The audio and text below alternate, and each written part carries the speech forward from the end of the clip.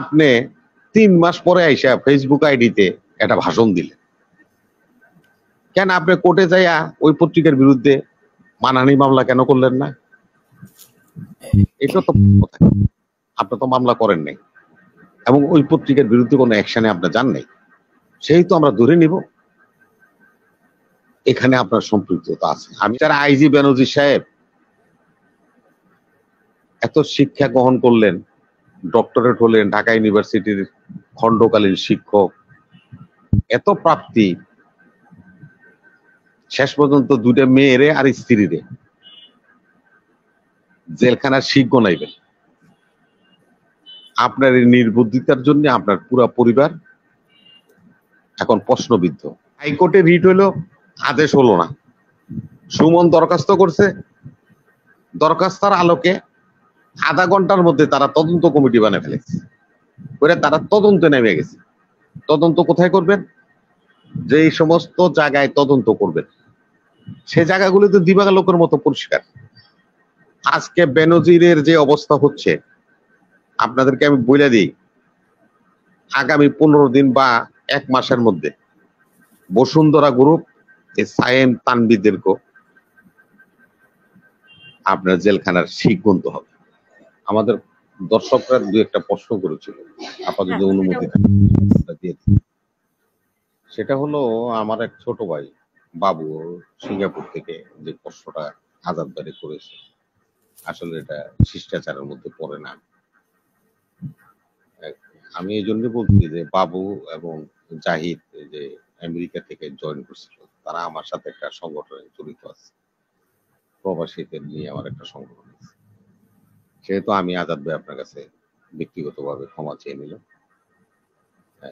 আমি অনুরোধ করব তারা যেন এই ধরনের আচরণের সাথে সম্পৃক্ত না হয়। আর যে কথা বাবু বলছে যে প্রবাসীরা চাপে থাকে, তারা যখন মিডিয়াতে আসে তখন তাদের আত্মীয়স্বজনরা তাদেরকে বলে বারণ করে। এটা সত্য কথা। কারণ হলো আমরা দেখেছি অনেক চাপে থাকে। দেখছেন সদ্য আমেরিকাতে আমার এলাকার এমপি নারায়ণগঞ্জের শামীম ওসমানের সাথে যে ঘটনা ঘটেছিল, যাদের সাথে হয়েছিল বাংলাদেশের, সেটা নোয়াখালী অঞ্চলের, এবং দেখা গেছে ওদের বাড়ি ঘরে ছাত্রলীগ যুবলীগ সরাসরি যে হামলা করেছে, ভাঙচুর করেছে, আগুন জ্বালিয়ে দিয়েছে। এইটা কিন্তু আমরা দেখেছি। সেই অর্থে বাবু যে কথাটা বলছে যে প্রবাসীরা চাপে থাকে, এই কথাটা সত্য। আর জাহাঙ্গীর ভাই আমাদের খুব মুরব্বী মানুষ, যদিও ভোটার হলো মাহমুদ ভাই। তো আমার সাথে আবার একটা সংগঠনের সাথে জড়িত আছে জাহাঙ্গীর ভাই। উনি আবার স্পষ্টবাদী লোক, কাউকে রাগ ডাক করে কথা বলে না, সত্যটা বলার চেষ্টা করে। আমি যে কথাটা মধুকালী নিয়ে উনি প্রশ্ন করেছেন, এটা আমি আলোচনার মধ্যে আনবো এবং বলবো, জাহাঙ্গীর ভাই আপনি শুনবেন, আমি আপনাকে অনুরোধ করছি। যে প্রশ্নটা আজকে বেনজিরকে নিয়ে আসছে, দুদক একটা স্বাধীন সংস্থা, ভারতের একটা সংস্থা আছে দুদকের মতো, ইডি, এনফোর্সমেন্ট ডিপার্টমেন্ট, তারাও স্বাধীন। কিভাবে স্বাধীন? যত অপরাধ, অন্যায়, দুর্নীতি, অবৈধ কর্মকাণ্ড কারা করেছে? সব বিরোধী দল করেছে।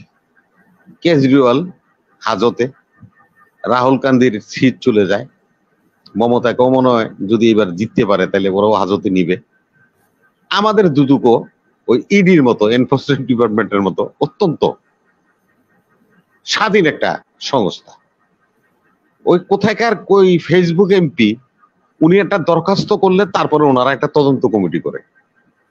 এদের স্বাধীনতার ধরনটা দেখে। আপনাকে আমি বলি, যে ঘটনা ঘটেছে, এই ঘটনাটা কিন্তু নেপথ্যে অনেক বড়। যে বেনজির সম্বন্ধে কথা বলছেন, এখানে রিমঝিম প্রজেক্ট আছে পুলিশের। আমার নারায়ণগঞ্জের উপজেলা রূপগঞ্জে পুলিশের একটা প্রজেক্ট আছে। সে প্রজেক্টে রূপগঞ্জের কায়েতপাড়া ইউনিয়নে, এই প্রজেক্টটা রূপগঞ্জ ইউনিয়নে, সেখানকার চেয়ারম্যান ছিল রফিক, ওরে বলে আন্ডার রফিক, রংধনু গ্রুপের মালিক। সে এই সমস্ত জায়গাগুলি পুলিশে কিনে দিয়েছিল। বেনজির তখন পুলিশের আইজি ছিলেন। তারা কিভাবে কিনছে? ড্রেজারের পাইপ লাগিয়ে দিয়েছে, জমি বেচেন আর না বেচেন আপনার জমি ভরাট করে ফেলছে, তাদের কাস্টডিতে নিয়ে গেছে। পরবর্তীতে একটা কিছু দিয়া ওই জমি রেজিস্ট্রি করে নিয়ে গেছে, ভয়ভীতি দেখায়। কিন্তু পুলিশ কল্যাণ সংস্থা যে প্রজেক্টটা করছে, তারা কিন্তু ওই এলাকার আপনার মুজা অনুযায়ী যে রেট, সেই রেট দিয়েই কিন্তু তারা জায়গাটা কিনছে। পুলিশের আবাসন প্রকল্প আলাদা, তারা কিন্তু কোনো ফাঁকি ঝুঁকি করে নাই। তাহলে কি হলো? এই টাকাটা কোথায় গেল? ওই আন্ডার রফিক আর ডান্ডা আইজি দুজনের মধ্যে ভাগাভাগি হয়েছে, এবং আন্ডার রফিকের অধীনে এই ডান্ডা সাহেবের আমার রূপগঞ্জে 200 বিঘা জমি আছে। আপনাদের মনে আছে, এই মাফিয়াদের আন্ডারওয়ার্ল্ড যখন অস্থির হয়ে যায়, তখন রাষ্ট্রে অত্যন্ত ক্ষতিগ্রস্ত হয় রাষ্ট্র। যেমন ওই যে আমরা একটা নাম শুনি, আন্ডারওয়ার্ল্ডের ডন দাউদ ইব্রাহিম, সে নাকি দুবাইতে বসে নড়াচড়া করলে বোম্বাইতে 2-4-5টা লাশ পড়ে। আমাদের দেশের এই আন্ডার মাফিয়া এর ডনগুলি তাদের স্বার্থে যখন আঘাত হয়েছে, তখনই তারা লড়ে চড়ে বসছে। আজকে প্রশ্নটা হলো এখানে, আইজি সাহেবের সম্বন্ধে যে কথাগুলি বলা হচ্ছে, বা পেপার পত্রিকাতে একটা পত্রিকায় আসছে, মনে করেন যে এগুলি সব সত্য না, মিথ্যা কথা।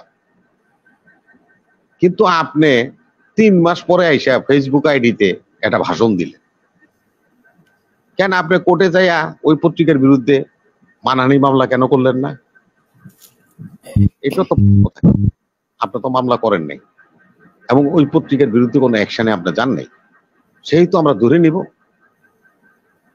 এখানে আপনার সম্পৃক্ততা আছে। আমি আপনার টক শোতে যখন বেনজিরের এই কথাটা উঠছিল, তখন আমি আপনাকে একটা বলছি যে বেনজির জীবনে যা অর্জন করে গিয়েছে, শেষ সময় এসে তার পুরো পরিবারকে জেল নিয়ে গেছে। আমি এই কথাটা বলছিলাম। সেটা হলো ওই যে কিন্তু আপনারা তো বলছেন যে এই সরকারের অধীনে উনি ছিলেন, এই সরকারের ছায়াতলে ছিলেন, তো এখন কি ছায়াতল থেকে চলে গেলেন? না, আমি ওই জায়গায় আসবো। আপনি দেখেন, এই যে হলমার্ক গ্রুপের এই যে আপনার তানবীর এবং তার স্ত্রী জেসমিন, জেসমিন তো এই যে ব্যবসা বাণিজ্য, অর্থ লোপাট বা মাইরা দেওয়ার এগুলির সাথে সম্পৃক্ত না, যেহেতু তার স্ত্রী হিসাবে ওই যে ডামি, আমি না থাকলে আমার স্ত্রী, তো সেই হিসাবে জেসমিনও কিন্তু এখন কারাগারে যাবজ্জীবন সাজা হয়েছে। মিস্টার আইজি বেনজির সাহেব এত শিক্ষা গ্রহণ করলেন, ডক্টরেট হলেন, ঢাকা ইউনিভার্সিটির খণ্ডকালীন শিক্ষক, এত প্রাপ্তি, শেষ পর্যন্ত 2টা মেয়েরে আর স্ত্রীরে জেলখানার শিখ গনাইবেন। আপনার এই নির্বুদ্ধিতার জন্য আপনার পুরো পরিবার এখন প্রশ্নবিদ্ধ। ঘটনা কতটুকু সত্য মিথ্যা সেটা বিচার্য বিষয়, কিন্তু আপনি আপনার পরিবারকে মিডিয়ার সামনে নিয়ে এসছেন। আপনার স্ত্রীর নাম জানে, আপনার 2 সন্তানের চেহারা চিনে পাবলিক। আজকে আপনি জ্ঞানী গুণী মানুষের এই কাজটা করলেন, কারণটা কি? লোভ সামলাতে পারেননি। সুমন আজকে যে কথা বলছে আপা, যে সুযোগ থাকলে পুরা গোপালগঞ্জ জেলায় নাকি বেনজির কিনে ফেলাইতে, এত টাকার মালিক সে। প্রেসে এসে বলছে সুমন হাইকোর্টে, সে বলছে যে বেনজিরের এত টাকা। এখন আমাদের এক দর্শক বলছে যে এটাও একটা নাটক, যে আমাদের দর্শক যে মন্তব্য করেছে যে বলছে এটা প্রধানমন্ত্রীর এক ধরনের নাটক, এটা তার ওনার মন্তব্য। আমি এটা সত্য মিথ্যা জানি না, হয়তো মানুষ আমি দর্শকের প্রতি শ্রদ্ধা রেখেই বলছি, বা আপনার প্রতি শ্রদ্ধা রেখে বলছি যে এটা নাটক। কিন্তু সুমন যে কথাটা বলছে সেটা তো বলে ফেলাইছে। এবার এটা নাটকের অংশ হোক, সিকোয়েন্স হোক, তাতে কিছু আসে যায় না, কিন্তু কথাটা তো সত্য যে পুরো গোপালগঞ্জ জেলা কেনার অর্থ তার কাছে আছে, বা সুযোগ পেলে কিনে ফেলাইছে। এটা তো বলে ফেলাইছেন। নাটকটা আমি বুঝলাম, এসালামের মতো নাটক এখানে হবে। সুমন কেসে দুদুকে আবার হাইকোর্টে এক আইনজীবী আবার রিট করছে রিটের শুনানিও হয় নাই, দুদক তদন্ত কমিটি করছে। কিন্তু ঘটনা ঘটছে আজকে 3 মাস আগে। এখন আমাদের সংস্থাগুলি কত দ্রুত লয়ে আপনার কাজে নেমে গেছে। দেখেন, হাইকোর্টে রিট হইলো, আদেশ হলো না। সুমন দরখাস্ত করছে, দরখাস্তার আলোকে আধা ঘন্টার মধ্যে তারা তদন্ত কমিটি বানিয়ে ফেলেছে, করে তারা তদন্তে নেমে গেছে। তদন্ত কোথায় করবেন? যে এই সমস্ত জায়গায় তদন্ত করবেন সে জায়গাগুলি তো দিবাগা লোকের মতো পরিষ্কার। আজকে বেনজিরের যে অবস্থা হচ্ছে, আপনাদেরকে আমি বলে দিই, আগামী 15 দিন বা 1 মাসের মধ্যে বসুন্ধরা গ্রুপ এই সায়েম তানবিদেরকে আপনার জেলখানার শিক গুনতে হবে। আন্ডার মাফিয়ারা এখন একজন একজনের পিছনে লাগছে। এই মাফিয়া গ্রুপ যার যার স্বার্থ অনুযায়ী এই গোপন কথাগুলি সব ফাঁস করবে। এটা আল্লাহর তরফ থেকে নাজিল হয়েছে, আল্লাহর তরফ থেকে নাজিল হয়েছে। এবং তাদের যে অপকর্ম দীর্ঘ 16-17 বছর এই সরকারের ছত্রছায়া থেকে জনগণের মুখের আহার কেড়ে নিয়ে লুটপাট করে এই পুলিশ 7 তারিখ নির্বাচনে যে সামারি করেছে, আমি বুকে হাত দিয়ে বলি আপনাকে, আমার পরিবারের সাথে সামারি হয়েছে। আমাদের 25,000 নেতা কর্মী যে গ্রেপ্তার হয়েছে তাদের সকলের সাথে এই আচরণ করেছে পুলিশ, ডিবি, সিআইডি, এই র্যাব। পরিবারকে ডেকে নিয়ে যাওয়া হয়েছে, একটা মামলায় পাঠাবো, 7টা দিব না, কি করবা করো। ফরওয়ার্ডিং দিয়ে কোর্টে পাঠাবো, রিমান্ডে আনবো না, কি করবা করো। হাজার হাজার কোটি টাকা তারা সামারি করেছে। এই অবৈধ টাকা কোথায় রাখবে? এই টাকা দিয়ে তারা এই সমস্ত অপকর্ম করে বেড়াচ্ছে দেশে বিদেশে, মানি লন্ডারিং সহ।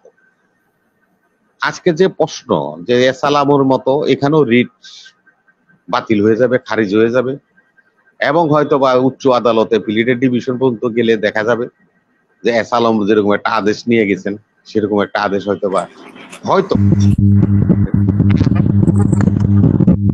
আলোচনা করছি। কারণ আদালত যদি মনে করে যে আমি এটা আদালত অবমাননা করছি, সেটা তার ব্যক্তিগত ব্যাপার। কিন্তু পূর্বের আদেশের আলোকে আমি বলছি যে এসালামের আদেশ যদি এরকম হয় তো অন্যদের আদেশও এরকম হতেই পারে, বা এটাকে তো উদাহরণ হিসাবেও নিতে পারে। আমি ক্লায়েন্ট, আমি পার্টি, আমি তো এটা উদাহরণ নিতে পারি যে এসালামের এই আদেশ দিচ্ছেন, আমাকে দিবেন না কেন? তাহলে অতএব যত নাটকই করেন এটা হলো সাময়িক। আমরা যে নাটক করি, নাটকের পর্দার বাইরে গ্রিন রুমে আমরা একটা মহড়া করি, তারপরে এসে কিন্তু স্টেজে আমরা নাটকটা শুরু করি বা ডায়লগ বলি। আগে কিন্তু মহড়া করে নিতে হয়। এটা হলো নাটকের মহড়া। প্রিয় দর্শক, এই মহড়া গ্রিন রুমে হচ্ছে।